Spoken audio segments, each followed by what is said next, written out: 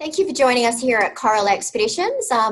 We are happy to have you here with us for our webinar. Today we're actually going to be taking you through a bit of a journey on Tasmania. So we have our expedition leader here, David Keech, who's going to be joining us shortly, and he's going to help you discover Tasmania's coastal wilds. So we have been operating for around 35 years.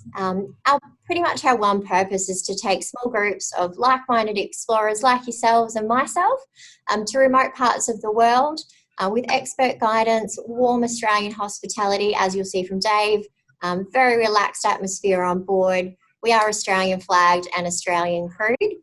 I was actually blessed to have gone on one of our expeditions just last year. So I did our Tasmania. It was a 7-night at the time, but we've now changed to a 10-night. And that will be annually from January through till March. We start our season though with our fantastic Sydney to Hobart yacht race. And then we'll continue on with our coastal wilds of Tasmania. So as I said, January through to March, every year that is an annual trip. So I'm now going to hand you over to our fantastic expedition leader, David Keech. And over to you, Dave. Thanks, Ramona. Well, welcome everyone. My name is David Keech. I'm one of the expedition leaders for Coral Expeditions. I've been working on the Tasmania itinerary with Coral for the past 5 seasons, and this will be my 6th season coming up with Coral. And I've been working in ecotourism as a guide now for over 12 years. So I just wanted to take you through a bit of a Tassie itinerary and just discuss how it works. So unlike some of our other itineraries like the Kimberley, where we can plan months out, Tassie is a little bit different. It is all about the weather. So we wait until we get down to Hobart before we start making any plans, and I'll sit down with the captain and we'll go through the trip and see which is the best way to go. So if conditions are looking favourable down south in Port Davey, we'll head on down south overnight, and we'll steam overnight and wake in the morning, and we'll let you know because it's just an amazing sight coming into Port Davey in the morning. And we'll go into past the Breaksea Islands in the morning and end up heading down in the Bathurst Channel down towards our anchorage, which you can see now on the screen at Pin Point. And our vessel we use down in Tassie is Coral Discoverer. It's actually the largest expedition style vessel that's allowed to be in Port Davey. So we're very privileged to be able to be down in Port Davey. So a typical day down in Tassie in Port Davey, we'll start off probably going down towards Melaleuca Inlet, which is just an amazing spot. And you can see on the screen there, just amazing reflections. And that's all due to these wonderful tannin-rich waters down in Port Davey. And the first couple of metres is almost like the colour of tea. So you can't see through it, but what it does is make these amazing reflections on the water. And it's a photographer's dream. And me being an avid photographer, some of these shots I've taken, I really love it. It's just an amazing sight. So once we've head down the Melaleuca Inlet, we'll end up at Melaleuca, and we'll go on a bit of a walk at Melaleuca. The Needwanny Walk is a cultural walk set up by the descendants of the Needwanny people. And we'll learn a bit about the history of the Needwanny people before heading down towards the Charles King Memorial Hut and the Denny King Museum down in Melaleuca. And at the Denny King Museum, there's a bird hide. And you'll see these lovely little orange-bellied parrots as we're visiting. You'll have the opportunity to see a very rare parrot there. There's only a couple of dozen left in the wild, and they're doing their best to bolster the numbers as these parrots are in a bit of trouble, but we're doing our best to save them. So after we've been down to Melaleuca, we'll head over maybe in the afternoon to a spot, one of my favourite spots actually, to the Mount Beatty Walk. It's a wonderful walk that starts off going through some rainforest and ends up on these button grass hills. And if you're more of a hiker, you'll love this walk. It's got a 276 metre elevation and is just wonderful to see, because all the way up the walk you've got wonderful views of Port Davey.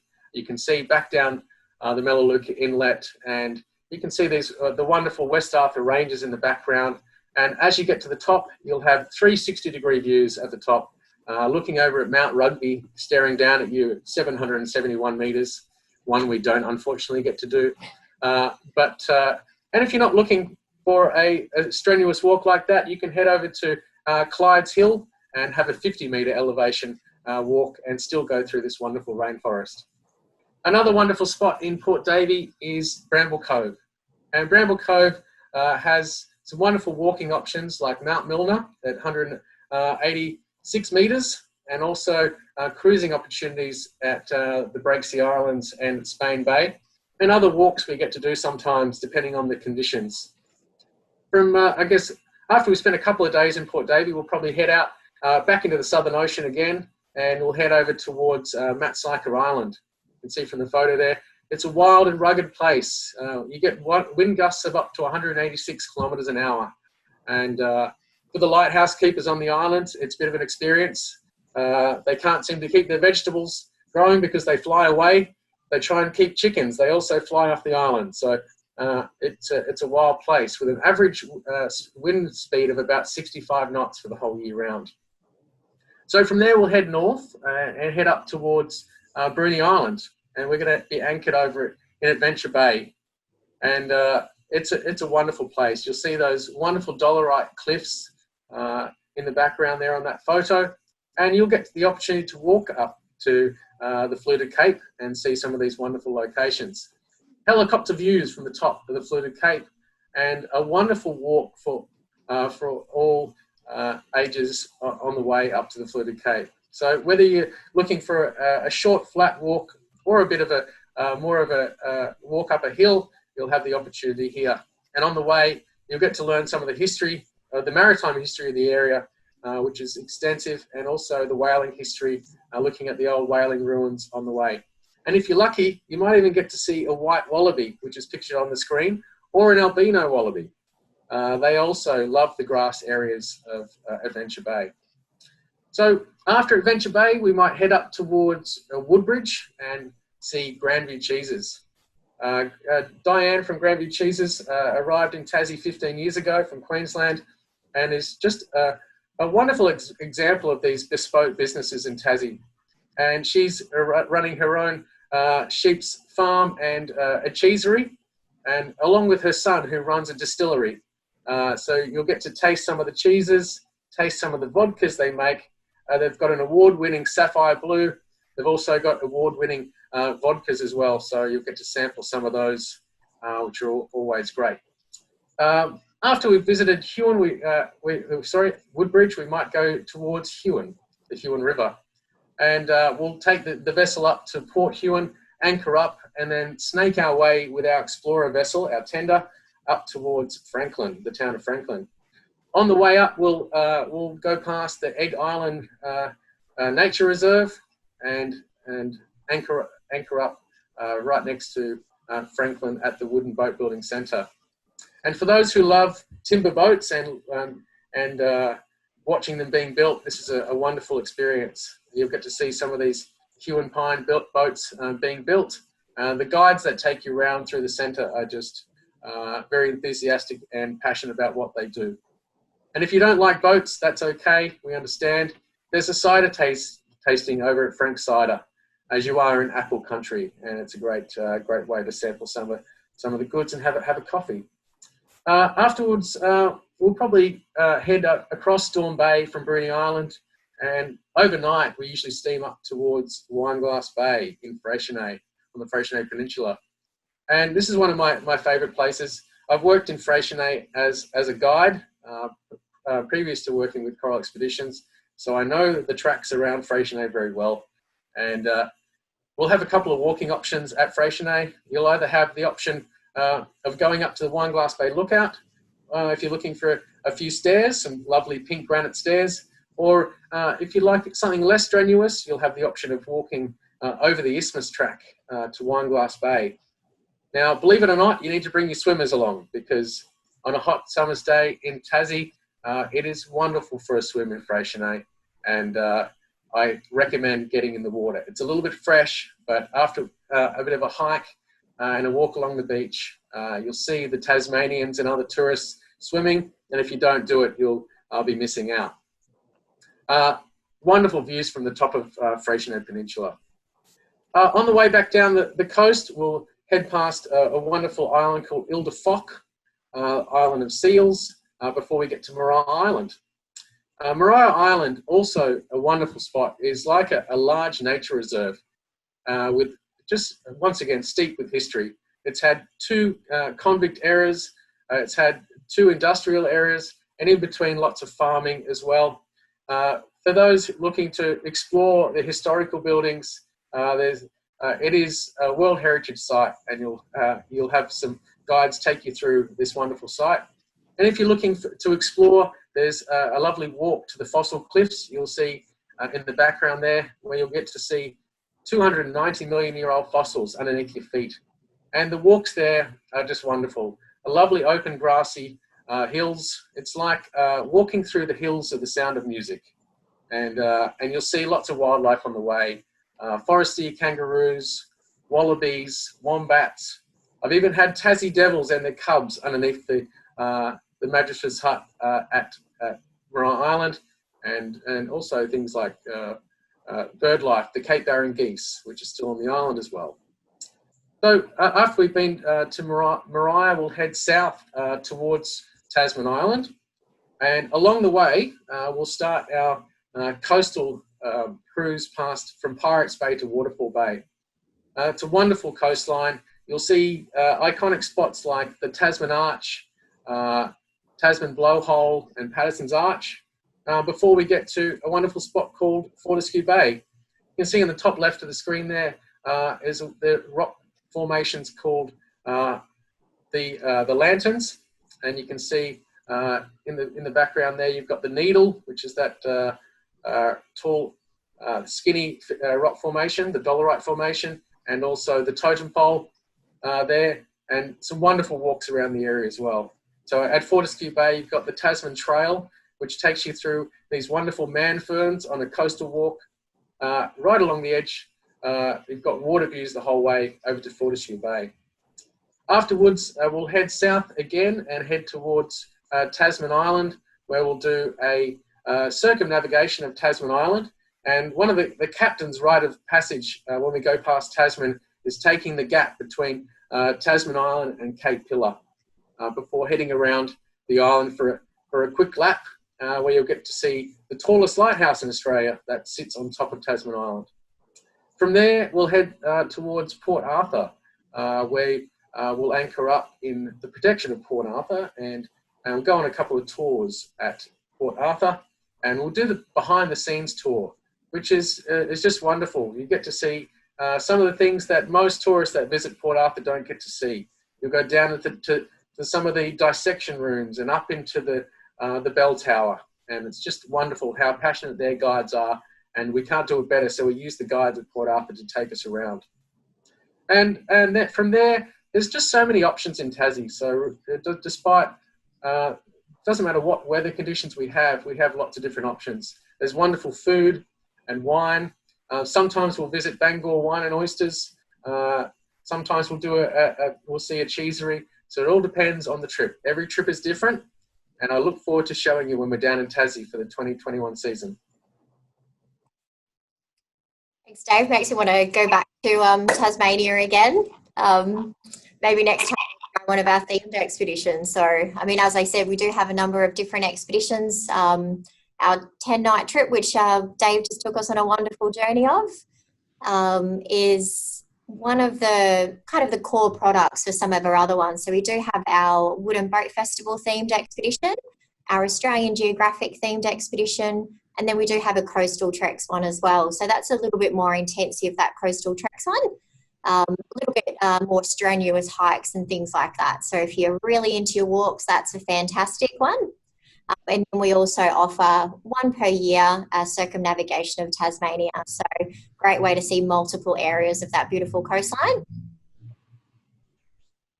So as Dave said, you know, we do have so many amazing food products and things like that in Tasmania, and we do try and bring that on board for the onboard experience as well. So we use as much of the local produce where we can, and we have a nice, relaxed, warm atmosphere on board. So there's no formal dining or anything like that, just super relaxed, sharing a drink amongst friends or your relaxed dining style. So we do include all meals on board. So you've got breakfast, lunch, dinner, morning tea, afternoon tea. You need all those hikes in order to get rid of all the calories you burn on board.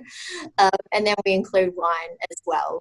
So we've got included with lunch and dinner service, we do have Australian or select house beers and wines, and then select spirits as well. And there's options as well to be able to purchase alcohol or different types of drinks outside of those hours. And we have just introduced as well a new wine experience package. So you can see more info of that on our website, but there's 2 different packages which you can pre-purchase on board. And that's a huge selection of wines included with that. So as I said, super relaxed. You know, we are Australian flagged, as I mentioned. You can tell just by how relaxed Dave is there that nice feeling on board. We do allow all of our guests as well to go in and check out the bridge. So we know how much all of our guests do love going in and having a chat with the captain. You can even have a look at the charts where we're going. So as Dave mentioned, you know, no Tasmania trip is ever the same. So it's actually really cool to be able to go up onto the bridge and just exactly see where we're going and be able to plan along the way. So when we're on shore, I think Dave gave you a pretty amazing idea of what to actually expect when you're on one of our expeditions. Plenty of hikes. We try and have sunset barbecues where possible. And we do include our kayaks as well in all of our expeditions. So in Tasmania, you've got the option to have those at Wineglass Bay or also in Port Davey, which is another fantastic location for those. So Dave, I guess as you know, being one of the expedition leaders, these are our expedition tenders called our Explorer vessels. So I mean, these are unique to us. We've actually purposely built them, and those are our little exploration vessels in order to get to some of those little channels and things like that that most people can't access. They operate hydraulically, so pretty much you can board, as you can see from that image there, straight off the back of the deck, boarding on and off, and they're hydraulically lowered in and out of the water. So just makes expeditioning super easy. So wouldn't you agree, Dave? I agree. There's no better system I've seen than any expedition vessel. And the water is just enjoy. Awesome. So our vessels are nice and intimate. We only have 36 staterooms on board our Coral Discoverer, and then all of our rooms are outward facing, so we don't have any rooms. Various categories, you've either got your bridge decks will have your balconies, promenades will have your picture windows, and then from there down you've got your portal windows. So we've got large promenade decks around the whole expanse of our ship. So plenty of open space, you know, plenty of areas to actually just escape, have your own little patch of paradise, or go and read a book up on the sun deck. So as I said, really relaxed dining, plenty of options for bars. The lovely Dave will do presentations sometimes in our bridge deck lounge down there, or one of our guest lecturers. So we include all of those lectures on board. And then super relaxed, nice open staterooms as well. So I think Dave gave you a couple of awesome tips through that presentation as well, but just a couple of things to always remember is Tasmania, you never know what it's going to be, whether it's going to be sunny or raining, or we might have a wet landing or a dry landing. So always good to bring things that you prepared for any type of weather. And just always allow plenty of time pre and post cruise. So if you're planning on flying in, get in the day before and maybe spend a little bit of time afterwards, and to get your flight the next day, or allow plenty of time for that. That's definitely something we would always suggest. So as I mentioned, we did have our Sydney to Hobart yacht race, which you can join, or we do also have our circumnavigation of Australia, of Tasmania, which you can join. So keep that in mind if you are planning multiple expeditions. So Dave just having a little laugh there at me in the background. Cool. Well, thanks, guys. We appreciate you joining in. So on behalf of myself and Dave there. Thank you all.